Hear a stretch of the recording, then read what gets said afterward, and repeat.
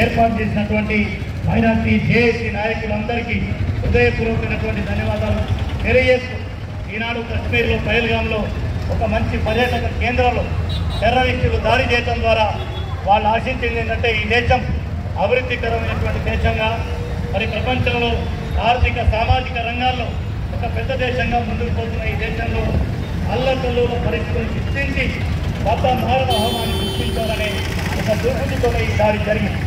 మనం దాన్ని తీవ్రమైనటువంటి ఆలోచన చేసి వారి ఆలోచనలకి ఇక్కడ ఎటువంటి తావు ఇవ్వకుండా ఉగ్రవాదానికి మతం లేదు, కులం లేదు, ఉగ్రవాదానికి మానవత్వం లేదు, ఇది ప్రపంచంలో అనేక సార్లు నిరూపితమైంది. అందుకే ఈ ఉగ్ర దాడిని వ్యతిరేకిస్తూనే ఈ ఉగ్రవాదునికి మతం రంగు పులిమేటటువంటి అవకాశం లేదు. అటువంటి అవకాశం ఎవరు ఇవ్వాల్సినటువంటి అవసరం కూడా లేదు.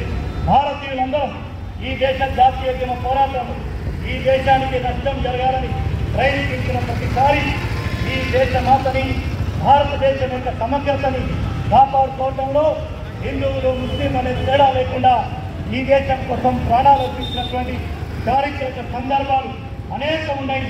చరిత్ర చూస్తే మనందరికీ తెలుసు. అందుకని ఈ దేశం యొక్క మట్టి కోసం, ఈ దేశం యొక్క సమగ్రత కోసం నిజమైనటువంటి దేశభక్తులుగా నిలబడి భారతదేశం యొక్క పతాకాన్ని సగౌరవంగా కాపాడుకున్న చరిత్ర మనందరికీ తెలుసు. అందుకని ఆ ఐక్యతను ఏ శక్తులు మన మధ్య నుంచి దూరం చేయలేరు. టెర్రరిస్టుకు ఆలోచన ఉన్నటువంటి ఏ శక్తులు కూడా భారత